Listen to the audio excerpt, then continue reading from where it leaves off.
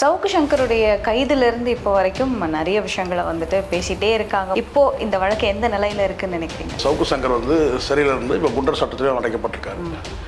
எனக்கு தெரிஞ்ச வரைக்கும் அவர் வந்து குறைஞ்சபட்சம் ஒரு 2 மாதமாவது இருக்க வேண்டியிருக்கும். தெரிஞ்சு வந்து போலீஸ் வந்து அவர்கிட்ட ஒரு வன்மமாக நடந்துக்கிற மாதிரி தெரியல. இவர் தான் தொடர்ந்து வன்மமாக நடந்துட்டு இருக்கிறாரு. இப்போ சவுக்கு சங்கரோடு சேர்த்து ஃபெலிக்ஸ் அவர்களும் வந்து கைது செய்யப்பட்டிருக்கிறாரு. அவர் மேலேயும் ஒரு பெரிய குற்றச்சாட்டு. என்ன கேட்டால் நான் சொன்னேன் கேட்டால் ஃபெலிக்ஸ் அரெஸ்ட் பண்ணது கரெக்டு.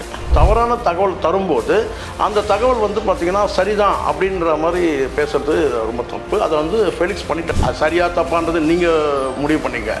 2 பேருமே ஃபெலிக்ஸு சவுக்கு 2 பேருமே என்ன கேட்டிங்கன்னா ஒரு அஜெண்டாவோட வந்து உட்காடுறாங்க. அங்கே என்னன்னு கேட்டிங்கன்னா தோழர்ன்ற வார்த்தையை போட்டார். அங்கே தான் வந்து பார்த்தீங்கன்னா தோழர்னா உங்களுக்கு தெரியாது, நண்பர். அங்கே தான் அவருக்கு வந்து பார்த்தீங்கன்னா வந்து சனியை வந்து உட்காடுறான். ஒரு துறையில் ஒரு கருப்பாடு இருக்கும், அங்கே வேலியை தாண்டிய வெள்ளாடு இருக்கும். ஆனால் நீங்கள் அதை பொதுப்படுத்தி நீங்கள் பேசுகிறீங்க பார்த்தீங்களா, அதனோட நோக்கம் என்னன்னு கேட்குறேன் நான். அவ்வளோ நீங்கள் ஒரு பப்ளிக் மத்தியில் நீங்கள் அவ்வளோ ஒரு வெல்விஷராக நீங்கள் நான் கேட்குறேன். கவர்மெண்ட் எம்ப்ளாயீஸ்க்கோ இல்லை விமன் எம்ப்ளாயீஸ்க்கோ நீங்கள் வந்து அவ்வளோ வெல்விஷராக நீங்கள். பொதுவாக நான் பார்த்ததே என்ன, சவுக்கு சங்கருக்கு வந்து பார்த்தீங்கன்னா பெண்கள் குறித்தான பார்வையே தவறுன்ற. நான் அவ்வளோ பெரிய அதிகாரியே வந்து நம்ம அண்ணன் சவுக்கு அண்ணன் வந்து இப்படி விளாசுறாரு. இவர் தான் ஹெட்டு போல இருக்குது, எதோ தான் இவர்கிட்ட போயிடலாம் போல இருக்குது. அப்படி ஒரு எண்ணம் வரும் இல்லை, முற்றிலுமாக தவறுமா. இப்போ சவுக்கு மீடியாவை வந்து ஸ்டாப் பண்ணிட்டாங்க சார். ஆனால் வந்துட்டு ரெட் பிக்ஸை வந்துட்டு இதே மாதிரி ஃபுல்லாக ஸ்டாப் பண்ணுவாங்களா அப்படிங்கிற ஒரு கேள்வி வருது. இல்லை, எனக்கு தெரிஞ்ச அந்த மாதிரி ஒரு போக்கு இல்லைம்மா. ஏன்னா இப்போ ஒரு நெகட்டிவான ஒரு செய்திகள் பரவுது. என்னன்னு கேட்டால் திமுக அரசு வந்து பத்திரிகையாளர்களுக்கெல்லாம் எதிரானது.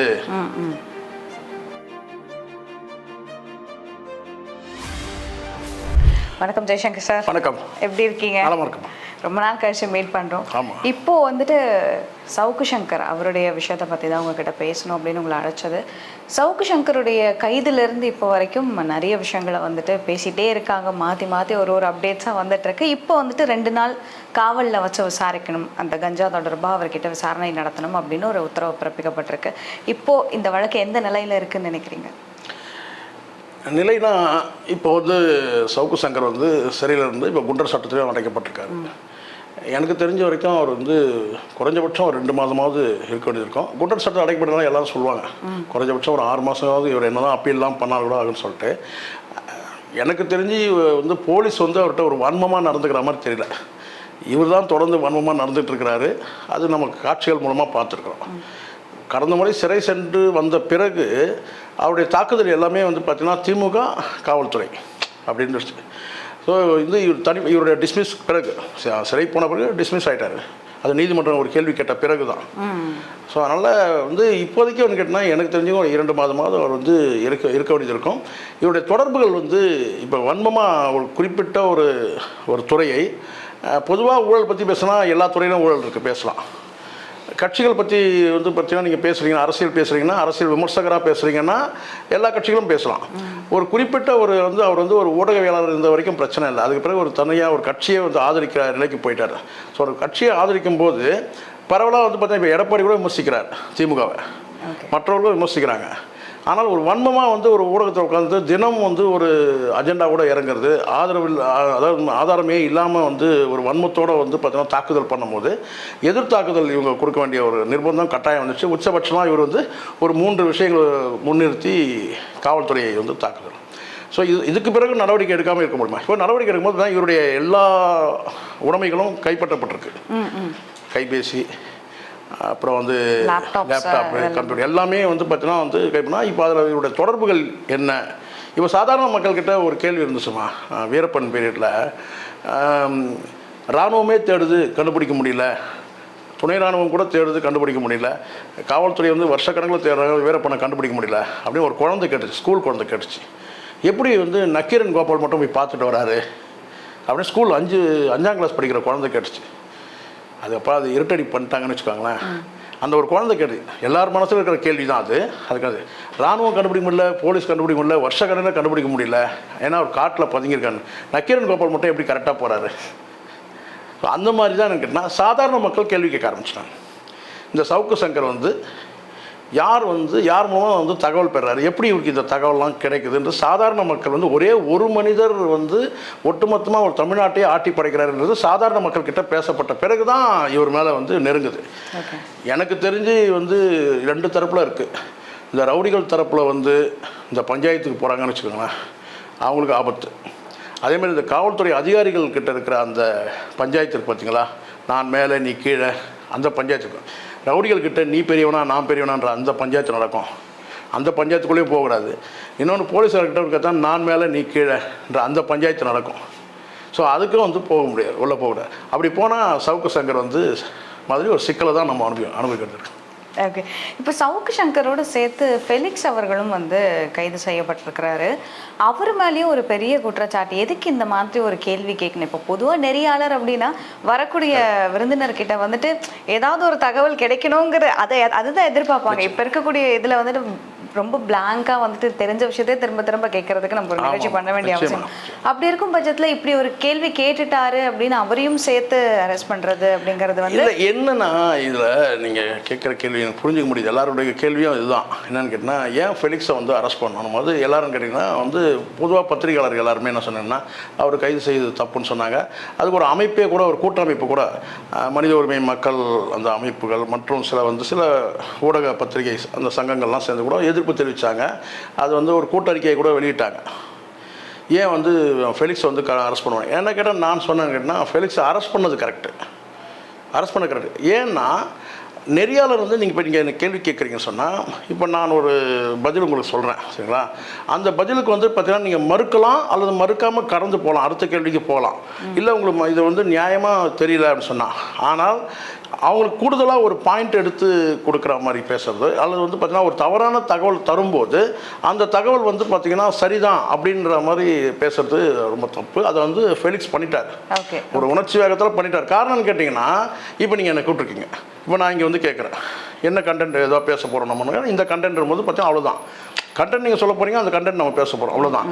பட் நான் ஒரு கண்டென்ட்டோடு வந்துட்டு இப்போ நான் முடிவு பண்ணிட்டேன் என்னென்னு கேட்டால், திமுக அரசை அடிக்கணும், வன்மத்தோடு வந்து நம்ம தாக்குதல் கொடுக்கணும்னு சொல்லிட்டு, அப்போ நீங்கள் சொல்கிறீங்க சார் இதுதான் கண்டென்ட் சொன்னீங்கன்னா, அப்போ இல்லைம்மா நான் இன்றைக்கி வந்து இதை பற்றி பேச வரேன்னு சொன்னால், அங்கே தான் தோல்வி தொடங்குது. ஒரு ஊடகத்தோட தோல்வி எங்கன்னு கேட்டிங்கன்னா, முதல் தோல்வி அங்கே தான். நீங்கள் ப்ரோக்ராம் டிசைட் பண்ணுறீங்க இந்த கேள்வி சம்மந்தமாக, அப்போ நீங்கள் என்கிட்ட இந்த சப்ஜெக்ட் இந்த கண்டென்ட் நம்ம பேசணும், நான் ப்ரிப்பேர் ஆகணும். ஆனால் நான் வந்து நேர்காணல் கொடுக்க, நான் ஒரு கண்டென்ட்டோடு வந்து ஒரு குறிப்பிட்ட ஒரு அதிகாரி நமக்கு ரொம்ப இதுவாக நடந்துக்கிறார், நெகட்டிவாக நடந்துக்கிறார், அவர் இன்றைக்கி அடிக்கிறதே சரி, நான் ஒரு முடிவு பண்ணிட்டு நான் உங்களுடைய ஊடகத்தை நான் பயன்படுத்திக்கூடாது. ஓகே, புரியுது. இப்போ நடந்தது என்னன்னு கேட்டிங்கன்னா, அங்கே இதையும் தாண்டி ரெண்டு பேருமே ஒரு அஜெண்டாவோட உட்காடுறாங்க. அதுதான் நான் பார்க்குறேன், நான் புரிஞ்சுக்கிறேன். அது சரியாக தப்பான்றது நீங்கள் முடிவு பண்ணிங்க. ரெண்டு பேருமே ஃபெலிக்ஸு சவுக்கு ரெண்டு பேருமே என்ன கேட்டிங்கன்னா ஒரு அஜெண்டாவோட வந்து உட்காடுறாங்க, ஆல்ரெடி பேசிக்கிட்டு வந்து உட்காடுறாங்க. அப்போ தான் சவுக்கு சங்கர் இந்த மாதிரி ஒரு நெகட்டிவான ஒரு காவல்துறை அதிகாரி பற்றி பேசும்போது அதை நீங்கள் ஆமோதிக்கிற இடத்துக்கு வரீங்க. இப்போ நீங்கள் ஒரு நியூட்ரல்ன்றதை தாண்டி ஒரு நியாய பார்வையில் நீங்கள் இருக்கீங்கன்னு வச்சுக்கோங்களேன். இப்போ நான் ஒரு நெகட்டிவ் இருக்கணும், அது எப்படிங்க, அது எப்படி நீங்கள் சொல்லுவீங்க அப்படின்னு ஒரு இப்போ கூட ஒரு நேர்காணல் நான் பார்த்தேன். அந்த நெறியாளர் வந்து பார்த்தீங்கன்னா கரெக்டாக வந்து திருப்பி கேட்குறாரு, ஆதாரமே இல்லாமல் இது நீங்கள் எப்படி சொல்கிறீங்க, எந்த முகாந்திரம்? இப்போ நீங்கள் நேர்காணலுக்கு என்னை கூப்பிட்டீங்க, நான் சொல்கிறதெல்லாம் வேத வாக்குன்னு சொல்லிட்டு நீங்கள் கேட்டுட்டு உட்கார முடியாது. கண்டிப்பாக. அப்போ வந்து கேட்டால் இல்லை சார் இது எப்படி நீங்கள் இந்த மாதிரி நீங்கள் சொல்கிறீங்க, அப்போ நான் அதுக்கு பதில் கொடுப்பேன். அப்போ இந்த நேர்காணல் பார்க்குறவங்களுக்கும் நிறைவு கிடைக்கும். ஃபெலிக்ஸ் பண்ண தப்பே என்னன்னு கேட்டால், முதல்ல கூடா நட்பு, ரெண்டாவது கேட்டிங்கன்னா நீங்கள் நேர்காணல் பண்ணுற ஒரு நெறியாளர், நான் வந்து நேர்காணல் தரேன், அவ்வளோதான், கெஸ்ட், அவ்வளோதான். இந்த ரிலேஷன்ஷிப் தான் இருக்கணும். இப்போ நீங்கள் வெளியில் வந்து நம்ம கீழே இறங்கிட்டோம், நான் வந்து தந்தை நிலையிலேருந்து நான் உங்கள்கிட்ட பேசுகிறேன், நீங்கள் என் மகள் நிலையிலேருந்து நீங்கள் பேசுவீங்க. ஆனால் இங்கே யார்? நெறியாளர். அப்படி தான் இருக்கணும். ஆனால் அங்கே என்னன்னு கேட்டிங்கன்னா தோழர்ன்ற வார்த்தையை போட்டார். அங்கே தான் வந்து பார்த்தீங்கன்னா தோழர்னா உங்களுக்கு தெரியும், நண்பர். அங்கே தான் அவருக்கு வந்து பார்த்தீங்கன்னா வந்து சனியை வந்து உட்காடுறான், சனி பகவான் வந்து உட்காருது. அங்கே தான் எதுக்குங்க, அங்கே நீங்கள் எதுக்கு தோழர்ன்ற வார்த்தை எதுக்கு பயன்படுத்தணும்? அண்ணன்ற உறவு முறையோ நண்பர்ன்ற உறவு தேவை. நீங்கள் நெறியாளர், சார்னு சொல்லுங்கள், பேரே சொல்லலாம், ஒன்றும் தப்பு இல்லை. நீங்கள் சார்னு கூட சொல்ல வேணாம், நீங்கள் பேரே கூட சொல்லலாம். பேரே வந்து பார்த்தீங்கன்னா கூப்பிட்றதுக்காக வச்சது தான், சரிங்களா? அது நிறைய பேர் சொன்னால் மரியாதை குறைவுன்னு நினைக்கிறாங்க. மரியாதையோடு வந்து அது இது அவன் இவன் சொல்லக்கூடாதுன்றதுக்காக தான் பேரே சொல்லுங்க. அவன் நீங்கள் பேர் ஆனால் அங்கே தோழர்ன்ற வார்த்தை போடுற, அங்கே தான் இன்னும் சிக்கலாச்சு. அப்போ ரொம்ப நெருக்கமாக ரொம்ப வந்து என்ன சொல்கிறாங்க, ஜெல் ஆகிட்டாங்க, ரொம்ப க்ளோஸ் ஆகும்போது அப்போது வார்த்தைகள் தடிமனான வார்த்தைகள் வருது, அதை கண்டுக்கவே இல்லை. 3 தரப்பில் வந்து மனசாட்சியோடு பேசணுமா. முதல் அதிகாரியை வந்து உச்சநிலை அதிகாரியை வந்து வன்மத்தோடு கடுமையான ஒரு வார்த்தையை வச்சு திட்டுறாரு.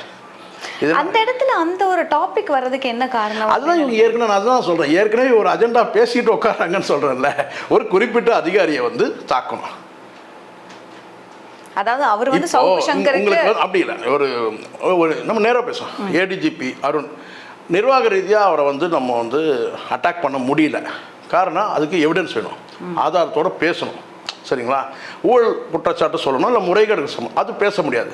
அப்படியே பேசினாலும் என்ன நடக்கும் யோசிச்சு பாருங்கள். நிர்வாக ரீதியாக நடந்தாக்கா அதை அவங்க ஃபேஸ் பண்ணிப்பாங்க. ஆனால் உளவியலாக அடிக்கணும்னு வச்சுக்கோங்க, பர்சனலாக அட்டாக் பண்ணால், நீங்கள் அஃபிஷியலாக அட்டாக் பண்ணால் நீங்கள் அஃபிஷியலாக நீங்கள் உங்கள் பிரச்சனையை தீர்த்துக்குப்பீங்க. என்ன ஆகிடப்போகுது, ஒரு ஆஃபீஸை போகிறாரு, வீட்டில் ஹஸ்பண்ட் வந்து ஆஃபீஸ் போகிறாரு, அங்கே ஏகப்பட்ட பிரச்சனைகள் இருக்குது, அது அவங்க அப்படியே கடந்து போயிடுவாங்க. ஆனால் நீங்கள் வந்து பர்சனலாக நீங்கள் அட்டாக் பண்ணிங்கன்னா வீடு வரைக்கும் தாக்குதல் வரும். அது மனைவி மன உளைச்சல் ஆவாங்க, மகள்கள் வந்து பார்த்தீங்கன்னா வந்து அவமானத்தில் தலைகுனிவாங்க, அம்மா வேதனைப்படுவாங்க, அப்பா வருத்தப்படுவார்.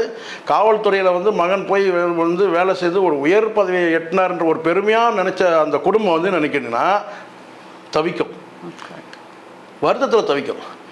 அடுத்தவங்களுக்கு வலி வந்தால் தானமா தெரியுது. இப்போ உங்களை தோண்டி எங்கே போகிறாங்க, நான் அதை ஆமோதிக்கலை. நீங்கள் மாலதி வரைக்கும் போயிட்டாங்க, ஒரு நேர்காணல் பண்ணக்கூடிய ஒரு பெண்மை, ஒரு குழந்தை, அது வரைக்கும் இப்போ வந்து உங்களை விளாசுறாங்கல்ல.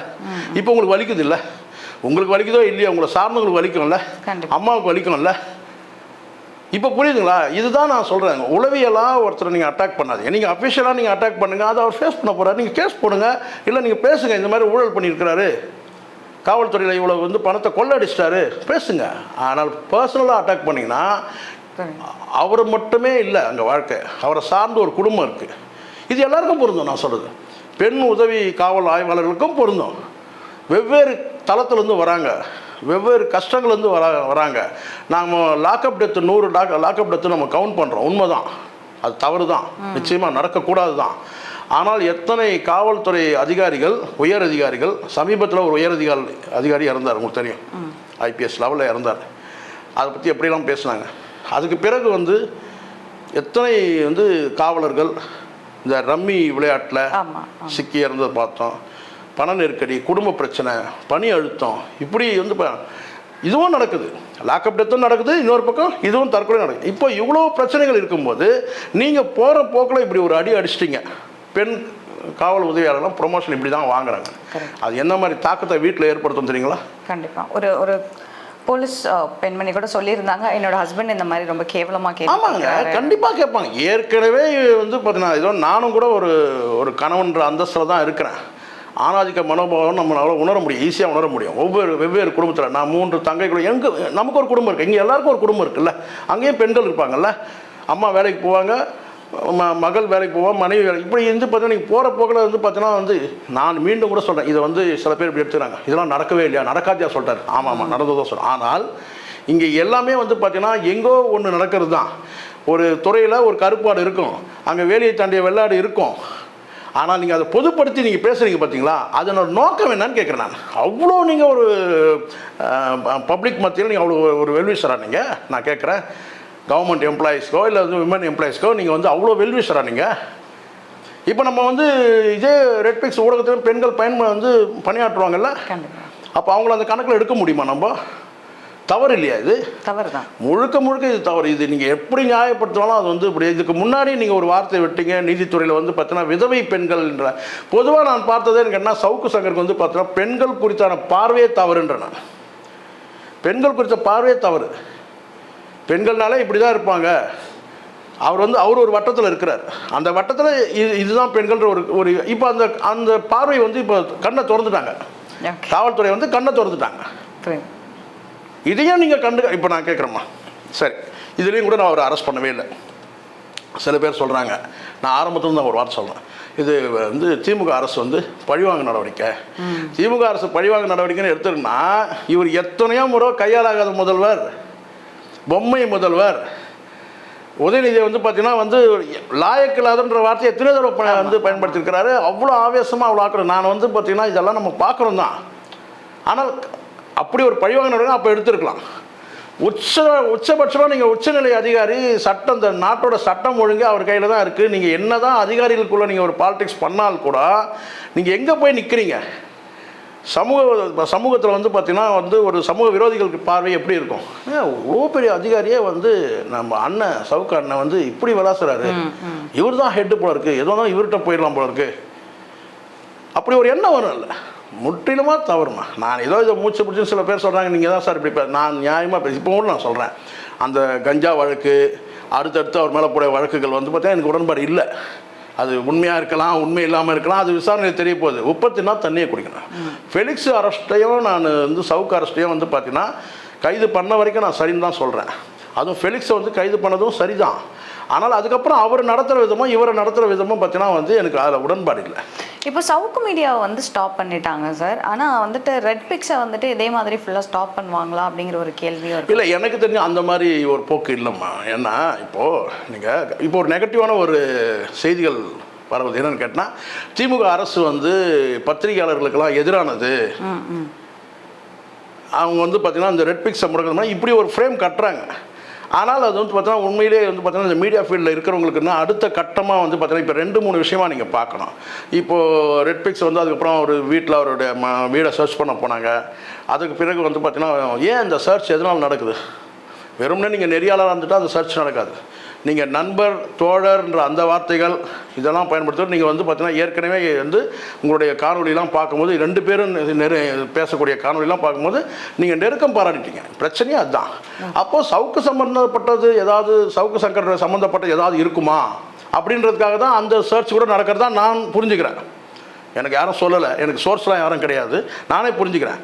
சரி, அந்த ரெய்டு கூட நடக்கட்டும், நான் சொல்ல கேட்டேன். ஆனால் அச்சுறுத்துற மாதிரி நடவடிக்கைகள் இருக்கக்கூடாது. அந்த மாதிரி ஏன் பயப்படுறாங்க கேட்டால் ஏதாவது கொண்டு வந்து வச்சுட்டு சவுக்கு சங்கர் நடந்த மாதிரி நடக்குமான்னு சொல்லிட்டு அப்படிலாம் ஒரு எண்ணம் வந்து இல்லை. சவுக்கு சங்கர் கைது பண்ணி அதை நடத்துகிற விதம் ஒரு மாதிரியாகவும், ரெட்பிக் இவர் நம்ம ஃபெலிக்ஸோட அரெஸ்ட் வந்து பார்த்திங்கன்னா கைது பண்ண பிறகு சர்ச்லாம் போனது உண்மை தான். அவருடைய வந்து பார்த்திங்கன்னா நிலத்தை கூட போய் கண்காணிக்க போனார். அவர் சம்மந்தப்பட்ட ஏரியாவை போய் பார்க்குறாங்க, அவருடைய வந்து ஒரு கண்காணிப்பில் வைக்கிறாங்கன்னு கூட நம்ம எடுத்துக்கலாம். தவிர குண்டர் சட்டத்தில் அடைக்கிற மாதிரியோ அல்லது வந்து கஞ்சா வழக்கெல்லாம் அவர் மேலே போடுற மாதிரியும் அப்படிலாம் பண்ணி என்னன்னு கேட்டிங்கன்னா ஊடகத்துக்கு எதிராக இந்த திமுக அரசு இருக்குது, இந்த காவல்துறை இருக்குன்ற மாதிரி ஒரு ஃப்ரேம் கட்ட பார்க்குறாங்க. எனக்கு தெரிஞ்ச வரைக்கும் நான் வந்து ஃபெலிக்ஸுக்கு அந்த மாதிரி நெருக்கடிலாம் இருக்காது. ஃபெலிக்ஸ் வந்து ரொம்ப சீக்கிரமே வெளியில் வர்றதுக்கான வாய்ப்பு இருக்குது. சவுக்கு சங்கருக்கு வந்து பார்த்தீங்கன்னா காலத்தாமம். ஏன்னா வழக்குகள், அடுத்தடுத்த வழக்குகள் வந்து கூடுதல் வழக்குகள் இருக்குது. ஃபெலிக்ஸை பொறுத்த வரைக்கும் கேட்டால் அவரும் ஃபெலிக்ஸை கூட பார்த்தீங்கன்னா கைதுக்கு பிறகு நியாயமாக நடந்துக்கிறாருன்னு நான் பார்க்குறேம்மா. ஏன்னா அவர் வந்து பொது மன்னிப்புன்னு கேட்டார் பார்த்தீங்களா, இதை கொஞ்சம் கூடுதலாக முன்னமே கேட்டிருந்தாருன்னு வச்சுங்க, அரெஸ்ட்டுக்கு முன்னமே கேட்டிருந்தாருன்னா கூட இந்த மாதிரி நெருக்கடி அவருக்கு வந்திருக்காது. அதுக்காக அவர் டிஃபெண்ட் பண்ண போனார் அவர். அதுக்கப்புறம் அவர் வந்து ஏபி மூவ் பண்ணுறது, அதுக்கப்புறம் வந்து நான் டெல்லியில் போய் வந்து பத்திரிகையாளர் வந்து அந்த சம்மேளனத்தை போய் பார்க்குறது, இந்த மாதிரி நடந்துக்கிட்டால் இது ஒரு சேலஞ்சாக எடுத்துக்கிட்டாங்க போலீஸ். இதை முன்னமே இந்த மன்னிப்பு வந்து அவர் முன்னமே கேட்டுக்கலாம். அவர் சொல்லி தான் அவருடைய துணைவியார் கூட 10 நாள் வந்து வருத்தம் தெரிவித்து மன்னிப்பு கேட்டாங்க. அது தவறுன்ற அந்த அடிப்படையில். அதனால் அவர் கேட்டால் அவரும் வந்து என்னை வந்து காவல்துறையில் வந்து என்னை யாரும் அடிக்கலைன்னு சொல்லியிருக்காரு. ஓகே, ஆமாம். ஆனால் இங்கே அப்படி இல்லை. சவுக்கு சங்கர் இன்னும் அந்த நாடகங்களை நிறுத்தலை. எனக்கு பல விஷயங்கள் நாடகமாக தான் நான் பார்க்குறேன். அதே சமயத்தில் அவருக்கு வந்து கைது பண்ணி கொண்டு போகும்போது இந்த பெண் காவலர்கள் வந்து அவரை வந்து ஒரு அவமரியாதை பண்ணுற மாதிரி காட்சியை மட்டும் தான் நான் சொல்கிறேன். சவுக்கு சங்கர் சொன்னதெல்லாம் நான் நம்பலை. என்ன அடித்தாங்க, என்கிட்ட கடிதம் அடித்து கையில் கட்டெல்லாம் போட்டுருந்தாங்க. அது வழக்கமாக ஏற்கனவே அவங்க வக்கீல் ஏற்கனவே சொல்லிட்டார்ல, ஏற்கனவே ஒரு கை வந்து உடஞ்ச கை பிளேட் வச்சுருக்கிறாங்க. அங்கே தள்ளு முள்ளு நடந்த போது அல்லது வந்து இவரை கூட்டிகிட்டு போகிறாங்க இல்லையா, கூட்டிகிட்டு போகும்போது அப்படி ஏதாவது வந்து கையில் ஒரு வேலை ஷேக் ஆகிருக்கலாம். அது வந்து ஏற்கனவே ஸ்டீல் பிளேட் இருக்குது. நீங்கள் அந்த கட்டை நீங்கள் பார்ப்பீங்க, முதல்ல பேடு தான் போட்டிருந்தாரு. அதுக்கப்புறம் இவர் வலிக்குதுன்னு சொன்னால் நீங்கள் எங்கே போனாலும் நீங்கள் இந்த கையில் வந்து பார்த்தீங்கன்னா எனக்கு வந்து எலும்பில் ஏதோ ஆகிருக்கு அப்படின்னு சொன்னால் ஃபஸ்ட்டு எக்ஸ்ரே எடுப்பாங்க. எக்ஸ்ரே எடுத்த பிறகு அவருக்கு வந்து ஒரு மாவு கட்டு போடுவாங்க. ஜென்ரலாக எல்லாருக்கும் நடக்கும், கை உடஞ்சா அதான் பண்ணுவாங்க. அது மாதிரி இவர் என்னன்னு கேட்டால் எனக்கு ஏற்கனவே எனக்கு வந்து இங்கே வந்து எனக்கு கை உடஞ்ச கை, எனக்கு பிளேட் வச்சுருக்கு, இவங்க என்ன இப்படி பண்ணாங்க அப்படி பண்ணாங்க ஏதாவது 1-2 சொல்லியிருக்கலாம். அப்போ அதுக்கு என்ன செய்யணும்னு கேட்டால் மாவு கட்டு தான் போடுவாங்க. அதை நம்ம பார்த்தோம். ஆனால் வந்து பார்த்தீங்கன்னா அடித்தாங்க, ஒரு குறிப்பிட்ட ஒரு அதிகாரி வந்து என்னை கையை அடித்து உடைச்சாங்க அப்படின்னு சொல்கிறது இல்லையா, அதை வந்து நம்ப முடியாது. அதுக்கு ஃபுட்டேஜ் கொடுத்தா நம்ம நம்பலாம். இல்லைனா உடஞ்சதுக்கு எக்ஸ்ரேயாவது காட்டணும், அதுவும் காட்டாமல் சவுக்கு சங்கர் எல்லாத்தையும் சொன்னதெல்லாம் நம்பணுடைய விளைவு தான் இப்போ அவர் உள்ளே இருக்கிறாரு. நமக்கு ஒன்றும் பிரச்சனை இல்லை. அவருக்கு ஒரு எண்ணம் இருந்தது, நாம் எது சொன்னாலும் இந்த உலகம் நம்பும் அப்படின்னு சொன்னனால தான் அந்த கள்ளக்குறிச்சி சம்பவத்தில் அவர் வந்து ஒரு ஒரு கதையை வந்து புனைஞ்சார். அதை நான் வந்து பார்த்தோன்னா அதையும் மக்கள் நம்பினாங்க, அதையும் நம்புறதுக்கு ஒரு கூட்டம் இருந்துச்சு அவர் சொன்னதை நம்புறதுக்கு. ஸோ அதனால் எனக்கு தெரிஞ்ச வரைக்கும் நான் சொல்கிறேன், இந்த மாதிரியான ஒரு பிரபலமான நபரை ஏற்கனவே பல சிக்கல்களை வந்து காவல்துறை சந்திக்குது. லாக்அப் டெத் வந்து கிட்டத்தட்ட 100 லாக்அப் டெத்துக்கு மேலே போயிருக்கு. அது சம்மந்தமாகவும் இவர் வந்து பேசியிருக்கிறாரு. அப்படி இருக்கும்போது இவரை வந்து கைது பண்ணி வந்து பார்த்தீங்கன்னா 4ஆம் தர குற்றவாளிகள் நடத்துகிற மாதிரி நடத்தியிருக்க மாட்டாங்கன்றது என்னுடைய நம்பிக்கை. ஓகே சார், என்னோட விஷயம் என்ன, இங்கே ஆறறிவு இருக்குது, எல்லாருக்கும் கொஞ்சம் பகுத்து பார்க்கணும். சவுக்கு சங்கர் சொல்கிறது எல்லாத்தையும் நம்ப முடியாது. அவர் சில விஷயத்தை சாதகமாக பயன்படுத்துகிறார். அந்த பெண் காவலர்கள் கூட அவரை கூட்டு போகும்போது வந்து பார்த்தீங்கன்னா ஒருத்தர் கால் உட்காந்துருக்காங்க, பக்கத்தில் ஒரு அட்ஜஸ்டன் பிளேஸில் பார்க்குறோம். அந்த காட்சி நம்ம பார்த்தோம். அதுக்கு பிறகு வந்து பார்த்தீங்கன்னா ஒருத்தர் ஃபோட்டோ எடுக்கிறாங்க, உள்ள ஃபோட்டோ எடுக்கிறத இன்னொருத்தர் எடுக்கிறாங்க. ஸோ இது வந்து பார்த்தீங்கன்னா அப்படி ஒரு அங்கே வந்து பார்த்தீங்கன்னா வந்து சொல்கிறது அவர் வந்து ஒரு என்ன சொல்கிறது, நீங்கள் ஏதோ சொல்லுவீங்களே கேலி கிண்டலுக்கு ஏதோ ஒன்று பண்ணியிருப்பாங்க, டீசிங் பண்ணியிருப்பாங்க, டீசிங் பண்ணாங்களா, அந்த மாதிரி ஏதாவது கூட பண்ணி இருக்கலாம் அது சொல்கிறேன். ஆனால் அதை கொஞ்சம் அதிகப்படுத்திக்கிட்டார். அதிகப்படுத்தி அடித்தாங்க, வேனுக்குள்ளேயே அடித்தாங்க, அடித்து என்கிட்ட வந்து பார்த்தீங்கன்னா மன்னிப்பு கடிதம் கேட்டாங்க. இதெல்லாம் கொஞ்சம் எக்ஸசிவ். அதான் இவங்க ஒரு கட்டத்துக்கு மேலே கொஞ்சம் லிமிட் தாண்டி போயிடுறாங்க. ஆனால் அப்படியும் நடக்கக்கூடாதுன்னு நினைக்கிறேன். இதெல்லாம் ஒரு 4ஆம் தர நடவடிக்கை தானே. தவறு செய்தார், வெளிப்படையாக மக்கள்கிட்ட தெரிஞ்சு, மக்கள்கிட்டயே ஆதரவு இருக்குது அவர் கைது பண்ண. மக்கள் யாராவது சவுக்கு சங்கர் வந்து கைது பண்ணது வந்து பார்த்திங்கன்னா வருத்தப்படுற மக்கள் யாருமே இல்லை. ஃபெலிக்ஸுக்காவது வந்து பார்த்தா ஊடக வட்டாரங்களில் வந்து பார்த்தீங்கன்னா ஒரு அனுதாப பார்வை இருக்குது, எனக்கும் கூட இருக்குது. ஆனால் கைது நடவடிக்கை சரின்னு தான் நான் சொல்வேன். அதுக்கு பிறகு அவர் நடத்தின விதம் வந்து ஏதோ தீவிரவாதியை கொண்டு போகிற மாதிரி அவர் கூட்டு போகிறது வரதுலாம் வந்து நான் அதில் உடன்படலை. ஓகே சார், இப்போ சவுக்கு சங்கர் மேலே வந்துட்டு முன்னாடியே நீங்கள் சொன்ன மாதிரி பல வழக்குகள் இருந்துச்சு. ஆனால் இப்போ சீரியஸான ஆக்ஷன் எடுத்ததுக்கான காரணம் வந்து இந்த ரொம்ப தரக்குறைவான வார்த்தைகள் அவர் பேசினதுனால. இப்போ அந்த கேஸ்க்காக தான் அரெஸ்ட் பண்ணாங்க. அப்படிங்கிற பட்சத்தில் இதோட விசாரணை முடிஞ்சதுக்கப்புறம் அவரை விட்டுருக்கணும் இல்லையா? ஏன் அடுத்தடுத்து அவர் மேலே? இல்லை, இங்கே தான் உங்களுக்கு இருக்குது. என்னன்னு கேட்டால் இவர் வந்து ஒரு எல்லையை கடந்து போயிட்டார். இப்போ வந்து கிட்டத்தட்ட வந்து இப்படி எடுத்துக்கங்களேன், அரசியல் ரீதியாக இவர் வந்து பேரம் பேசக்கூடிய இடத்துல வந்துட்டார். இப்போ வந்து எடப்பாடிக்கு வந்து இவர் ஆதரவாக செயல்பட்டார்ன்றது இருக்கட்டும். ஒரு அரசியல் கட்சியை வந்து ஆதரவாக சொன்னால் அந்த கட்சியில் ஒரு மாவட்ட செயலாளர் இருக்கலாம், இல்லை பொறுப்பில் இருக்கலாம். நீங்கள் வந்து வெளிப்படையாக கூட நீங்கள் வந்து நான் வந்து அவர் ஆதரிக்கிறேன்னு சொன்னேன். ஆனால் ஆதரிக்கிறது வரை இப்போ வந்து உதாரணத்துக்கு செந்தில் எடுத்துங்களேன், செந்தில் வேல்வீச்சு அவர் வந்து கிட்டத்தட்ட ஒரு அறிவிக்கப்படாத ஒரு மாவட்ட செயலாளர் தான் திமுகவில் இருக்கிறாரு. ஆனால் அடுத்தவங்களை பேசும்போது சில வந்து பார்த்தீங்கன்னா ஒரு அரசியல் ரீதியான கருத்துக்களை மட்டும் தான் வைக்கிறார். அங்கே எந்த கட்ட பஞ்சாயத்தில் ஈடுபடுற மாதிரி தெரியல. அது நம்ம ஒத்துக்கிட்டு தானே ஆகணும். இன்னும் பல ஊடகங்கள் இருக்குது, யாரும் இதில் வந்து கட்ட பஞ்சாயத்தில் ஈடுபட்டு. ஆனால் இவர் வந்து பார்த்திங்கன்னா வந்து அதிகாரிகள் கிட்ட மட்டத்தில் கட்ட பஞ்சாயத்து, வந்து பார்த்திங்கன்னா அரசியல்வாதிகளுக்குள்ள ஒரு கட்ட பஞ்சாயத்து, மணல் மாபியாக்களோட தொடர்பு, இதெல்லாம் இல்லாமல் வந்து பார்த்தீங்கன்னா வந்து போலீஸ் வந்து நடவடிக்கை எடுக்கல. இதெல்லாம் வந்து நிறைய, அதனால தான் அடுத்தடுத்து வழக்குகள் போடுறாங்க. இப்போ ஆவணங்கள் கைப்பற்றுறாங்க, அந்த ஆவணங்களை விசாரிக்க வேண்டியது இருக்குது. வெளியில் அனுப்புனா அவர் மீண்டும் கூட வந்து பார்த்தீங்கன்னா வந்து சாட்சியங்களை கலைக்கலாம், பல பேர்கிட்ட வந்து ஸ்டேட்மெண்ட் எடுக்க வேண்டிய சூழ்நிலை கூட இருக்கலாம் இல்லையா? இப்போ வந்து அடுத்தடுத்து அவங்க குடும்பத்தினர் கூட பார்த்தீங்கன்னா விசாரிக்கப்படுறாங்க, இவ்வளோ சொத்துக்கள் எப்படி வந்து, ஏன்னா இவர் தொட்ட சப்ஜெக்ட் தானே, இப்போ எல்லாமே இவர் பண்ணது தானே. இப்போ இவருக்கு இவ்வளோ பெரிய கான்டாக்ட் இருக்குது, இவர் வந்து கட்ட பஞ்சாயத்து பண்ணுறாரு, எல்லா துறைகள்லையுமே வந்து இது நடக்குது, பேரம் பேசுகிறாரு. அப்படிங்கும் போது இவருக்கு பின்னாடி யார் இருக்காங்கன்னு நினைக்கிறேன். அதுதான் இவங்க வந்து கேட்டால் இந்த லேப்டாப்பு, அந்த செல்ஃபோன் எல்லாத்தையும் வந்து பார்த்தீங்கன்னா வந்து கைப்பற்றிட்டாங்க. இன்னும் வந்து தேடுதல் வேட்டை கூட நடக்கலாம். சம்மந்தப்பட்ட நபர்கள் வந்து பார்த்தீங்கன்னா ஈச்சர் அவருடைய நம்பர் யாரெல்லாம் கான்டாக்ட்ஸ் இருக்காங்களோ அத்தனை பேரையும் கூட பார்த்தீங்கன்னா வந்து விசாரிக்கிறதுக்கான வாய்ப்பு இருக்குது. அப்போ எப்படி அவரை வந்து வெளியில் அனுப்பிட முடியும்? லேப்டாப்பில் அவர் என்னென்னலாம் வச்சிருக்கிறாரு வந்து விசாரிக்க வேண்டியிருக்காங்க. யாருக்கெல்லாம் வந்து பார்த்தீங்கன்னா சொத்து வாங்கி கொடுத்துருக்கிறாரு, அதுவும் பிரச்சனை ஆகிட்டு இருக்கு சரிங்களா, அதையும் பேச பொருளாக இருக்குது. இப்படி வந்து பார்த்தீங்கன்னா வந்து ஒரு ஸ்டெப்பாக எல்லாத்தையும் செய்யும்போது அப்போ அவர் வந்து சிறையில் இருக்கிறது தானே சரி. இப்போ நீங்கள் அவர் வெளியில் அனுப்புனீங்கன்னா அந்த சாட்சியங்களை கலைப்பார் இல்லையா, அந்த ஒரு விஷயம் பேசப்படுமே. அதனால் வந்து அதனால தான் இப்போ அவர் உள்ளே இருக்கிறதுக்கு காரணம் அதுதான். ஏன்னா இவர் தொட்ட சப்ஜெக்ட் தானே, இவர் தானே ஊழல் பற்றி பேசினார், இவர் தான் லஞ்சத்தை பற்றி பேசினார். இவருக்கான அந்த பிழைப்பு தொகைன்னு சொல்லுவாங்க, இந்த சஸ்பெண்ட் பீரியடில் இருந்தால் அது 40,000 ரூபா தான் அவருக்கு வருமானமே. அப்போ 40,000 ரூபா வருமானம் சொன்னால் அது வந்து பார்த்திங்கன்னா மாதம் 40,000 ரூபா வருமானம். ஆனால் அதை கடந்து வந்து கோடிக்கணக்கில் சொத்துக்கள் இருக்குதுன்னு சொன்னால் அப்போ அதை விசாரணை பண்ணணும்ல, அந்த சொத்துக்கள் எப்படி வந்து யார்கிட்ட மிரட்டி வாங்கினாருன்றதும் தெரிய வரும். கண்டிப்பாக. ஸோ அதனால் அந்த விசாரணை முடிகிற வரைக்கும் அவர் உள்ளே தான் இருப்பாருன்றது தான் பாரு, வெளியில் அனுப்பவும் முடியாது. அப்படி பார்த்தா எல்லாருக்கும் அந்த செந்தில் பாலாஜி கூட அனுப்பிச்சிடலாம். எதுக்காக செந்தில் பாலாஜி வந்து வச்சு இடி இன்னும் வச்சுருக்கிறாங்க, அரெஸ்ட் பண்ணி வச்சுருக்காங்க. அதனால் அவருக்கு ஒரு நியாயம், இவருக்கு ஒரு நியாயம் கிடையாது. செந்தில் பாலாஜி வந்து கைதை வந்து கொண்டாடினவர் தானே இவர். அதனால் நான் பழிக்கு பழின்ற அந்த பார்வையில் பார்க்கல. கைது நடவடிக்கை சரி. இப்போது நீங்கள் ஒரு குறிப்பிட்ட நீங்கள் நிர்வாகத்தை நீங்கள் வந்து கேள்வி கேட்குற இடத்துல இருக்கிற முதல்ல நீங்கள் சுத்தமாக இருக்கணும். இப்போ நம்ம அரசியல் கட்சியை விமர்சனம் பண்ணோம், நாம் சுத்தமாக இருக்கணும்.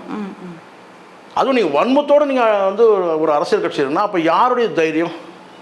அப்போ எங்கேயோ வந்து பார்த்தீங்கன்னா வந்து காவல்துறையில் வந்து பார்த்தீங்கன்னா வந்து 2 குழுக்கள் அல்லது 3 குழுக்கள், ஒரு குழுக்கு வந்து பார்த்தீங்கன்னா மாறி மாறி சப்போர்ட் பண்ணுறது. உச்சபட்சமாக வந்து உச்சநிலை அதிகாரிகள்கிட்ட நீங்கள் ஒரு கீழ்மட்டத்தில் இருக்கிற வந்து ஒரு இன்ஸ்பெக்டர் லெவலில், சப் இன்ஸ்பெக்டர் லெவலில் நீங்கள் போனீங்கன்னா கூட அந்த பஞ்சாயத்துகளை பண்ணால் கூட கண்டு காணாமல் போயிடுவாங்க. அதுவும் உண்டு. ஆனால் நீங்கள் போகிறது எங்கே போனீங்கன்னா இந்த நாட்டோட சட்ட ஒழுங்கு யார் கையில் இருக்கோ, யார் ஒட்டுமொத்த நிர்வாகம் பண்ணுவோம், நீங்கள் அவங்களே கிட்ட போனீங்கன்னா அடுத்த கீழ்நிலை அதிகாரிகளோட நிலைமை என்ன ஆகும்?